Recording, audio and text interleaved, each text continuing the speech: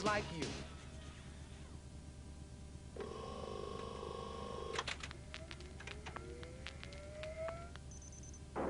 If I could rip off other people's inventions and sell them as my own, I'd make a fortune. And that gives me an idea. I have just the thing. With one theft, the history of inventions will be changed, and I'll claim credit for everything. Paging Dr. Belljar. Eureka, Carmen! I've perfected a way to mash potatoes inside their skin. Hold that thought. I'm sending you through the time port to the United States in 1790. There's something special I want you to steal. Bring it back to me in this loot orb when you have it. Now get going. Time pilots. Dr. Belljar just stole something from the past. You've got 28 minutes to get it back, or history will change forever. Boot up the chrono computer. Launch the time probes.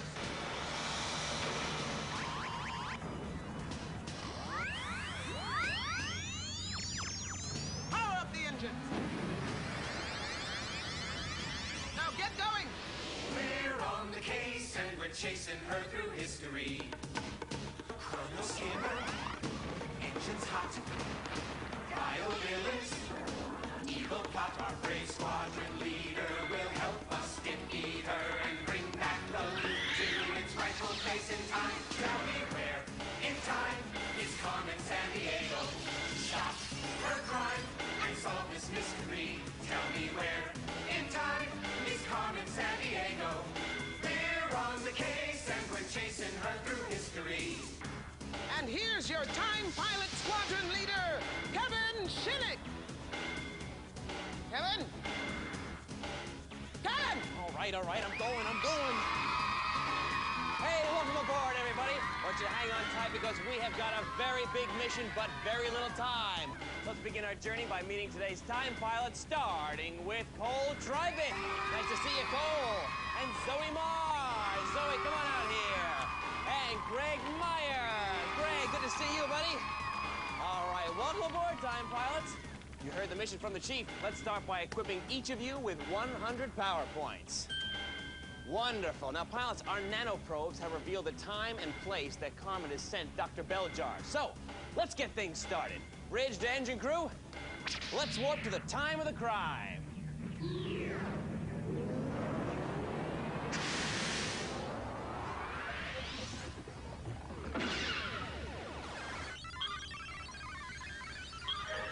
Chief, we've arrived upside down.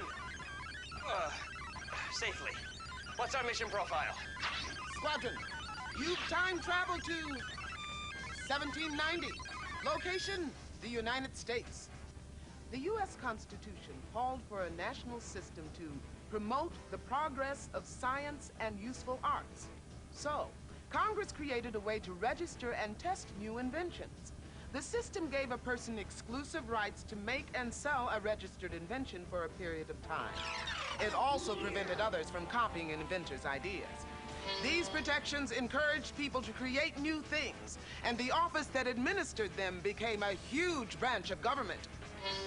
Or so history told us till now, when Dr. Belljar went back in time and swiped the system. Thanks for the facts, Chief. All right, time pilots, for 10 PowerPoints, what government agency did Dr. Belljar steal? Was it the Library of Congress, the Central Intelligence Agency, or the Patent Office? Remembering the clues we just heard. United States in 1790, government system of registering inventions and ideas, and established legal protections for inventors. All right, guys, those are the clues. Buzz in as soon as you know your answer. Zoe, you gonna push in there? Push in again if you don't. Okay, now we're all set. Cole, what did you say? I said the Patent Office. All right, Zoe? I said the Central Intelligence Agency. Okay, and Greg? I said the Patent Office. All right, correct answer is the Patent Office. 10 points for Cole and Greg. Zoe, I don't want you to worry about that, though. It's early on in the mission.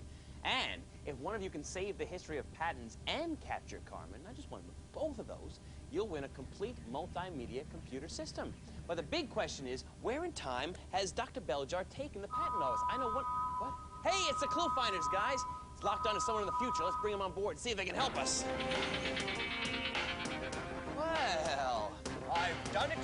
Today, February 14th, 1876, I finally visited the patent office about my telephone invention. well, congratulations, Mr. Bell. Bell? I'm not Alexander Graham Bell. I'm Elijah Gray. But Alexander Graham Bell applied for the patent for his telephone device February 14th, 1876. When? What time? Just a few hours ago. Horrors. Wait a minute, you applied for a patent also? No, but I filed an announcement of my intention to claim a patent, which amounts to the same thing. And neither Bell nor I have built a fully working telephone yet. Well, even so, I think you're a little late, you know, because I deserve that patent, and I'll fight Bell in the highest courts in the land if I have to. You mark my words, young man. The world will soon forget the name Alexander Graham Bell. They will? Of course. The Gray telephone will be a household word. Why, there'll be Ma Gray, Baby Gray. Why, they'll even write a disco song. You can ring my Gray, ring my Gray, ring-a-ling, ring-a-ling. You can ring my Gray. Yeah, okay. We're with ya. Ring my Gray. Yeah. Okay. All right. Pilots, you heard the clues from Elijah Gray. Where in time did Dr. Belljar take the patent office? Name the historical period. Was it Reformation, Renaissance, or Reconstruction? Remembering the clues we just heard. February 14th, 1876, Gray visits patent office the same day as Bell, and both applied for telephone patents. All right, we're all in. Cole, what did you say? I said Reformation. Okay, and Zoe? I said Reconstruction. And Greg? I said Reconstruction. All right, correct answer is Reconstruction. 10 points for Zoe and Greg. Very nice, pilots. You know, Bell really did beat Gray to the patent office that day, and the Supreme Court later awarded the patent to Bell. It's all part of the telephone history that we're here to save today. So let's keep things moving. Bridge to engine crew. Let's warp to 1876.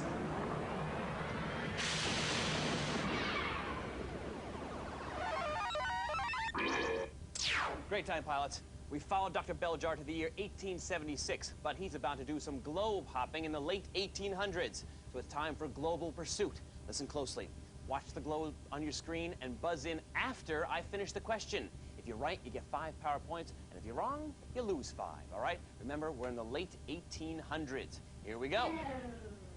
Dr. Belljar spun out to the state where Thomas Edison develops the phonograph. Going to coal. Correct. Now he's registered himself in the country that introduces its own patent system in 1888. Going again to coal. Switzerland. Correct again. Then Belljar swept into the city where over 8,000 machines are displayed at the Centennial Exposition. Going this time to Greg. Philadelphia. Correct, Philadelphia. Next, he revved up the country where Rudolf Diesel perfects the diesel engine. Going again to Greg. Germany. Correct. Belljar edged into the home state of Mathilde Schott, who patents a surgical knife with a detachable blade. Going this time to Zoe. Kentucky. No, I'm sorry, it's Connecticut. That's all right, though, but let's see how well we did, all right, guys? At this point, Cole has 120 power points. Zoe has 105, and Greg leading the way with 130 power points. That was a great pursuit, pilots. Unfortunately, this always seems to happen, Dr. Belljar escaped and is still on the loose with the patent office. So for our next clue, let's check in with Elaine, John, and Jamie in the engine room. During World War II, Richard James, he kind of slipped as he was trying to cut vibrations on the gauges of battleships. He knocked the spring right off of a shelf, and it fell end over end like it was cooking itself. Slinky, Slinky, everybody loves Slinky. 2 years after World War II, Richard took his idea and he knew what to do. He patented that spring and sold it as a toy, and ever since it sold to little girls and boys. Slinky, Slinky, everybody loves Slinky. Slinky, as it's walking down the stairs. Slinky, Slinky, everybody loves it. A toy from a spring. Right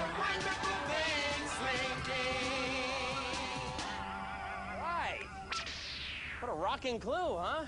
Much better than you can ring my gray. All right, now, pilots, tell me the decade where Belljar has taken the patent office. Is it the 1930s, the 1940s, or the 1950s? Remembering the clues we just heard. Invented while trying to build a battleship mechanism during World War II. Patented 2 years after the war. And Richard James. All right, Cole, everybody in? Let's see if everybody's in. Yes, we are. Cole, what did you say? I said the 1940s. All right, Zoe? I said the 1940s. And Greg? I said the 1940s. All right, correct answer is the 1940s. 10 points for everybody. That's what I like to see. You know, pilots, the original steel slinky may not have been as bright or as colorful as today's plastic ones, but it does show that not all patented inventions are serious. Sometimes they're just plain fun, aren't they, guys?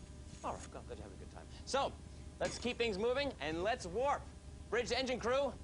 Let's go to the 1940s.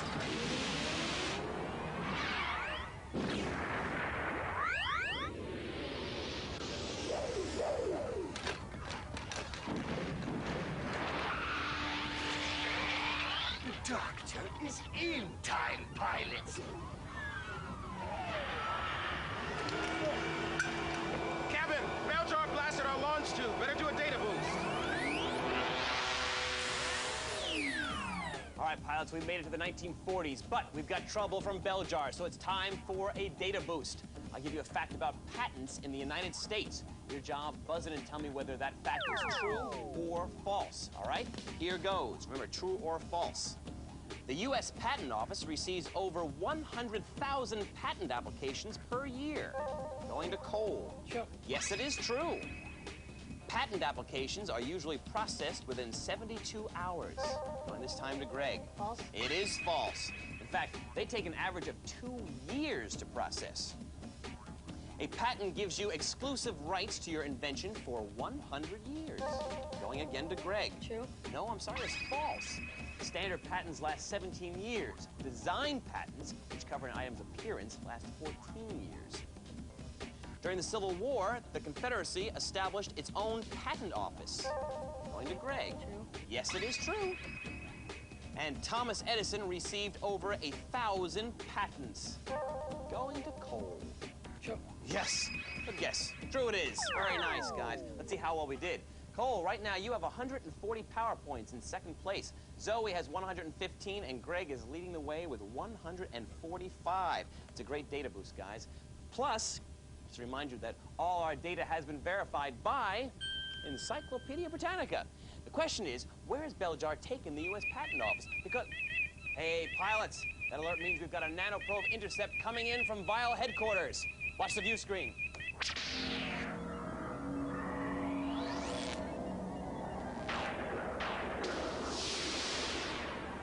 Better hold on to your fedora for this one, Carmen. In a year when Americans are voting for a president, the U.S. just issued a patent on a mouse. The U.S. just issued a patent on a mouse. It's the first time an animal has been patented. You might call this a designer mouse, but geniuses like me say it's genetically engineered. Genes are what make every living organism unique. By tinkering with genes, genetic engineers have created a better mouse for use in cancer research. But some say this could all go too far. They fear some genetic engineer could create dangerous new animals. My plans exactly! Belljar's Monster Factory!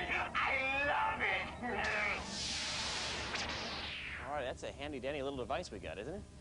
All right, pilots, tell me the year where Dr. Belljar is hiding. Is it 1986, 1988, or 1994? Remembering the clues we were fortunate enough to hear. U.S. patent issued for a genetically engineered mouse, first patent on an animal, and the year of a presidential election. All right, everybody's in. Great. Cole, what'd you say, buddy? I said 1994. All right, Zoe. I said 1994. And Greg? I said 1994. All right, correct answer is 1988. That was a tough one, guys. But you know, pilots, it's definitely a brave new world for the Patent Office, and some have questioned the ethics of patenting living creatures. While that debate continues, our mission remains clear. Save history. And And to do that, we've got to make one final leap forward in time, and that means an ultimate data boost. Guys, in an ultimate data boost, each correct answer gets you 10 power points. But if you're wrong, you lose 10. I'll tell you about an invention. Your job, buzz in and tell me whether it's a real invention or one that's actually patented or one that we just made up. All right? Remember, your choices are real or fictional. Okay? Real or fictional. Here we go. An anti-snoring device. Going to Zoe. Real. It is real. It was patented in 1908. A device that straps onto a hen to count the number of eggs laid. And it's time to Cole. Fictional? No, I'm sorry, it's real. And that was patented in 1964. A one-man armored tank for catching burglars. Going to Greg. True. It is true, it's real. And that was patented in 1921. The inventor apparently intended it for bank guards. Not a bad device. I wouldn't mind having that as a bank guard. An inflatable device to float a ship through shallow water. Going to Zoe. Real. Yes, it is real again. That was patented by Abraham Lincoln 12 years before he became president. It's something to fall back on, I guess. An alarm in case the person inside a buried coffin isn't actually dead. Going this time to Cole. Fictional? Believe it or not, that's real. I think I would have said fictional also, but the answer is real. It was patented in 1891. Its inventor called it the grave annunciator. Okay, hope I never have to use that one. Musical toothbrush. Nice time to Greg. Fictional? No, it's real. We live in a strange world. It was patented in 1960. Next up, a parachute intended for use as a fire escape. Going to Zoe. Real. Yes, it was real. And that was patented in 1909. Believe it or not, every one of those is an actual patent. You guys did very well there. Let's see how well we did. Right now, Cole has 120 power points. Zoe has 145, and Greg also has 145, which means that Zoe and Greg are moving on to the next phase of this mission. But Cole, you did a really good job here today, my friend. Give me 5. And right now, the Chief is here to express our appreciation. Hey, don't let that unsightly cyborg get you down, because here's a TimeNet mission pack that won't get away. It includes a spread of style and stuff like the Wear and Time watch, cool chrono skimmer cap, and the new Vile t-shirt. Pilot, you did your very best today. I salute you. Pilots, let's wave goodbye to Cole as he heads back to TimeNet Command.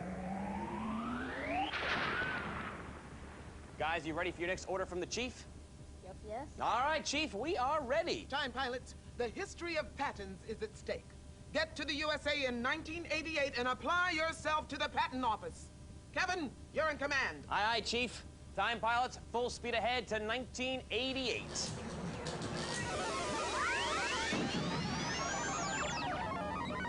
Look, Belljar's got the patent office in a cybersphere. Activate the loot tractor beam.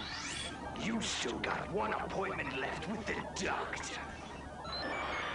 Well, we've gotten back the U.S. Patent Office and have it safely on board. Congratulations, guys. Plus, you're now one step closer to winning that great multimedia computer system we talked about. But before we continue chasing Dr. Belljar, we've got to return the loot to the year 1790. So let's check in with the Chief to get our flight plan. Chief! Time pilots, you must navigate the chrono skimmer through 8 events from the history of patents, starting at the most recent event and finishing at the least recent event. Here are the events on your flight plan. Eli Whitney patents his cotton gin. The game Monopoly is copyrighted during the Great Depression. The U.S. patent system begins. Jessie T. Pope patents her electric curling iron. Alexander Graham Bell patents his telephone. Michael Jackson buys the publishing rights to 250 Beatles songs. The paperclip is patented. Rubber bands are patented in Great Britain. That's your briefing time, pilots. Good luck on your journey. Thanks, Chief. All right, guys. Now, we both had the same score. You had a tie. So what we do now is we flip a coin to see who goes first. So, Greg, you call heads or tails as I toss this in the air, okay? What's it going to be? Heads. You want to read it for me? It's tails. Tails it is. That means, Zoe, you have the choice of going first or second. You can go first. That is so nice of you, I think. All right, Greg, in that case, I want you to navigate this chrono skimmer back through time from the most recent event to the least recent event, starting by picking the most recent event on the board. You may begin. Jackson buys rights to Beatles songs. Correct, 1985. He paid millions and in the process ruined his friendship with former Beatle Paul McCartney. Keep going. Monopoly, copyrighted in the Depression. And back to Zoe. Jackson buys rights to Beatles songs. 1985. Electric curling iron patent. Yes, you've gotten us to 1945. Jesse T. Pope was an African-American inventor from Detroit. Eleanor Roosevelt helped her obtain her patent. Just thought I'd let you know that, but keep going. Rubber band patent in Great Britain. Okay, back to Greg. Jackson buys rights to Beatles songs. 1985. Electric curling iron patented. 1945. U.S. issues patent for paperclip. Back to Zoe. Jackson buys rights to Beatles songs. 1985. Electric curling iron pattern. 1945. Whitney's cotton gin patent. Okie dokie. Back to Greg. Jackson buys rights to Beatles songs. 1985. Electric curling iron patented. 1945. Monopoly, copyrighted in Depression. Yes, you've plotted a course to 1935. Keep going.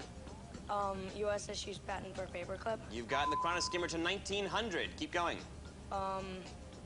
Rubber bands patented in Great Britain. Okay, back to Zoe. Jackson buys rights to Beatles song. 1985. Electric curling iron patent. 1945. U.S. patent system begins. Okay, let's do each other, guys, all right? Jackson buys rights to Beatles songs. 1985. Electric curling iron patented. 1945. Monopoly, copyrighted in Depression. 1935. U.S. issues patent for paperclip. The year 1900. U.S. patent system begins. Okay, back to Zoe. This is tough, guys. Jackson buys rights to Beatles songs. 1985. Electric curling iron patent. 1945. Monopoly, copyrighted in Depression. 1935. U.S. issues patent for paperclip. 1900. Bell patents the telephone. Yes, you've gotten us to 1876. Rubber bands patent in Great Britain. Correct, you've gotten us to 1845. Whitney's cotton gin is patent. 1794. U.S. patent system begins. 1790. Zoe, you've saved history. Congratulations, you did great. Now, I want you to activate the transporter and restore the loot to its proper place in history. Go ahead.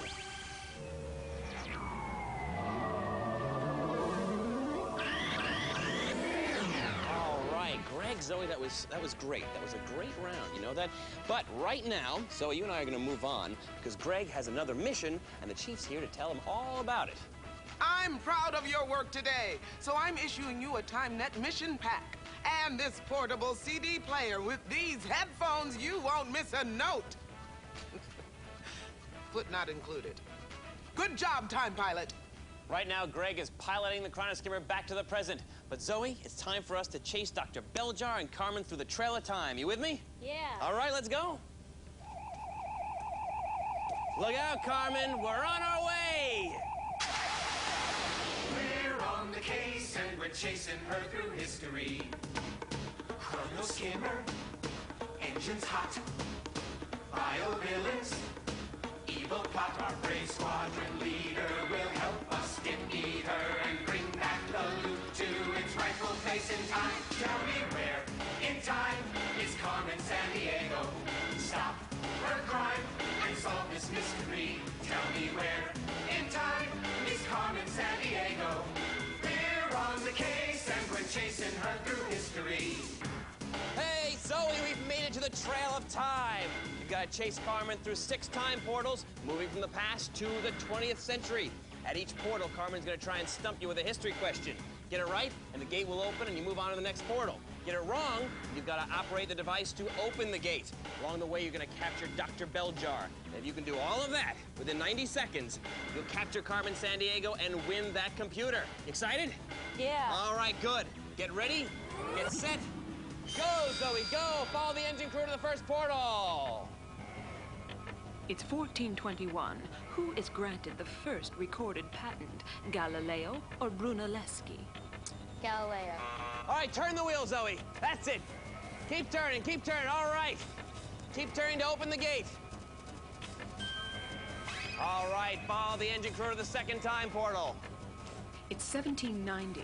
Who is president when the U.S. patent system is established? George Washington or Thomas Jefferson? Thomas Jefferson. All right, pull the rope. That's it. Keep pulling, that gate's gonna open. Go ahead, keep going, keep going. All right. Go, Zoe. You've got 4 more to go with 47 seconds left. It's 1845. What new journal discusses inventions? National Geographic or Scientific American? Scientific American. All right, way to go. Hey, you've captured Dr. Belljar. It's 1902. The Supreme Court rules that Thomas Edison did not invent which item? The phonograph or the motion picture? Motion picture. Go, Zoe. You've got 19 seconds left. It's 1942. What does movie star Hedy Lamarr patent? A torpedo guidance system or a steam iron? A steam iron. All right, turn the wheel. That's right, turn the wheel to open the gate. Keep going, keep going. All right. It's the year Oh, wow, that was tough. That was very tough. You did very, very well. And right now, the chief is here to say a few words to you. Well, you didn't get your hands on Carmen today, but you won't finish this mission empty-handed. I'm issuing you a TimeNet mission pack and this great CD radio cassette music system. Nice job, Time Pilot. Chief out. Thanks, Chief. So you had a very tough mission, but you did capture Dr. Belljar. That was great. But right now, we've all got to head back to the present. And remember, at Acme TimeNet, history is our job. The future is yours.